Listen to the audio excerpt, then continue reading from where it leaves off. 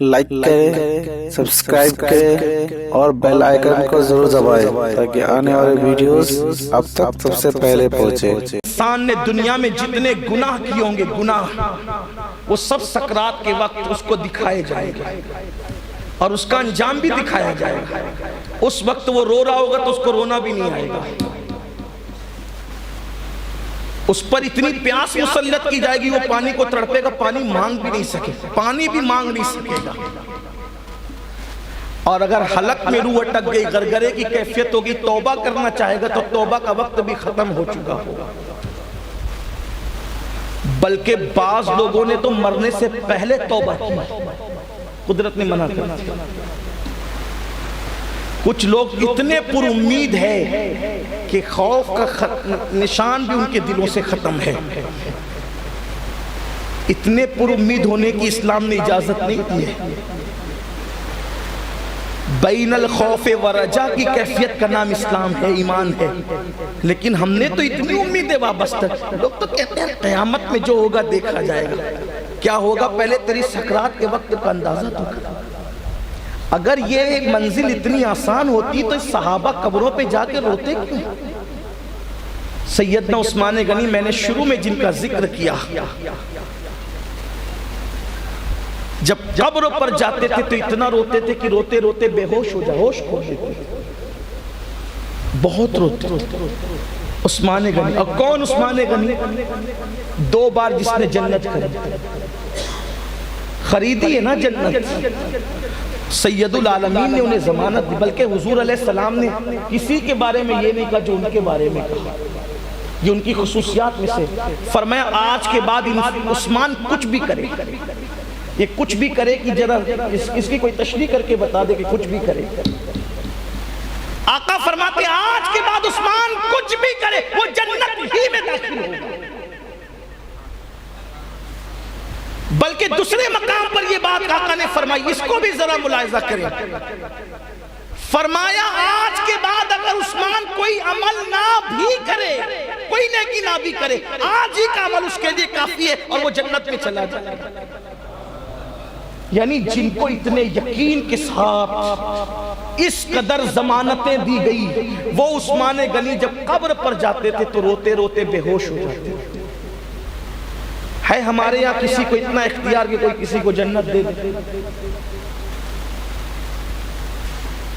اگر آپ اسی طرح ہوا میں باتیں کریں تو کچھ بھی کر سکتے ہیں، لیکن حقیقت کچھ نہیں۔ یہ جو ہم بولتے ہیں نا، اس کو دیکھو تو جنت ملے گی اور اس کو دیکھو تو جنت، جن کو دکھا دکھا کے جنت بانٹ رہے ہو، کیا وہ بھی جنت میں جائیں گے؟ اس کی بھی کوئی گارنٹی ہے؟ یہ پھپکیوں کا دور ختم ہے، حقیقتوں کے دور میں قدم رکھو، خود فریبی کے دور سے نکلو۔ جن کو جنت یقینی تھی ان کی خشیت اور خوف کا عالم کیا تھا؟ تنگ رہ جاؤ۔ سیدنا امام حسن مجتبی جو صرف جنتی نہیں، جنتی جوانوں کا سردار،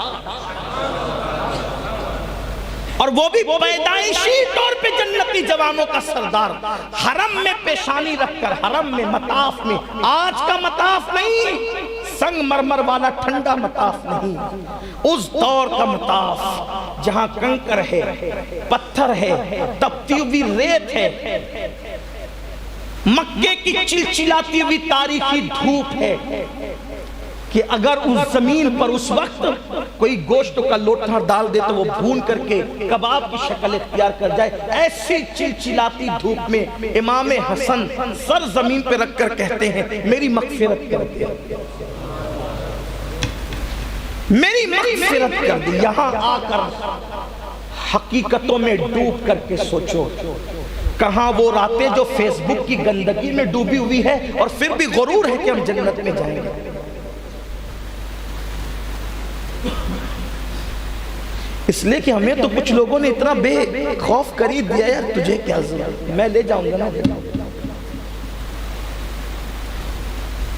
میں پیران پیر کے بھی پیر کی بات کر رہا ہوں، ابھی پیران پیر کا ذکر نہیں ہو رہا ہے۔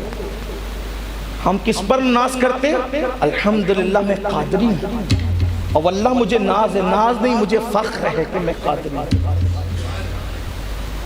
اور ہونا بھی چاہیے۔ لیکن ہم غوث پاک پہ ناز کرتے ہیں کہ میں قادری ہوں، اور غوث پاک جس کی نسبت پہ ناز کرتے وہ امام حسن ہے۔ ہم کہتے ہیں نا میں قادری ہوں، امام غوث پاک نے کہا انا الحسنی والمخدع مقامی، کہ میں حسن کا بیٹا ہوں، اے اللہ نے مجھے بلندی عطا فرمائی۔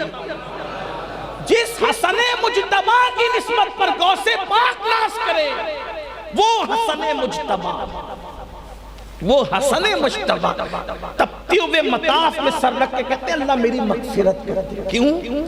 اس لیے کہ اللہ نے رزق کا وعدہ کیا ہے، رزق کا وعدہ کیا ہے، ہم لوگوں کے نام بنام اس نے مغفرت کا وعدہ نہیں کیا ہے۔ کیا کہا اس نے؟ وہ جس کو چاہے عذاب دے، یہ کہا۔ سورہ آل عمران کی اختتامی آیت آمن الرسول سے پہلے کی طرف آ جائیں، وَيُعَذِّبُ مَن يَشَاءُ، وہ جس کو چاہے عذاب دے اور وہ جس کو چاہے چھوڑ دے، تو جس کو چاہے گا عذاب دے۔ ایک بات یہ بھی سن لینا کہ اگر کوئی پہاڑوں برابر اعمال لے جائے اور اس کو وہ چاہے عذاب دینا تو وہ دے گا، پھر وہ اس کا عدل ہے۔ اور اگر کوئی بندہ کچھ بھی نہ لے جائے اور وہ چاہے کہ چھوڑ دے تو وہ چھوڑ دے گا، یہ اس کا فضل ہے۔ تو جب لے جانے والے عذاب کا شکار ہو سکتے ہیں تو نہ لے جانے والوں کو تو زیادہ ڈرنا چاہیے۔ بھئی اگر دولت مند کہیں پھنس سکتے ہیں تو کلاش کو تو زیادہ ڈرنا چاہیے کہ میں بھی پھنس سکتا ہوں۔ دولت سے مراد یہاں نیکی کے دولت مند، دنیا کے دولت مند نہیں، وہاں تو کچھ چل نہیں ہے، کسی اوٹ نوٹ کچھ نہیں چلے گا، وہاں کسی کی کچھ نہیں چلنے والی۔ جبریل امین کے متعلق قرآن کہتا ہے یوم یقوم الروح والملائکہ صفا لا یتکلمون الا من اذن، کہ جبریل علیہ السلام اور سارے فرشتے اللہ کی حیبت سے تھر تھر کانپتے ہوں گے، ان کو کلام کرنے کی جرات نہ ہوگی۔ کلام تو وہی کرے گا جس کو اللہ اجازت دے گا، اور وہ معزول کون ہے جسے اللہ بولنے کی اجازت دے گا؟ وہ تمہارے اور میرے نبی کے سوا کون ہو سکتا ہے؟ وہ آمنہ کے لال ہوں گے جو بولیں گے، لیکن ان کے بولنے کا عالم بھی کیا ہوگا؟ کہتے ہیں کہ اتنی حمد کروں گا، اور ایسے حمد کی الفاظ اللہ میرے دل پر القا کرے گا کہ آج تک میں نے خود بھی نہیں کی اور مجھ سے پہلے کسی نے نہیں کی۔ جس دن میں وہ حمد کروں گا ویسی حمد کروں گا، ویسی اللہ کی تعریف کروں گا۔ امام حسن مجتبی علی جدہ علیہ السلام کہتے ہیں میری مغفرت کر۔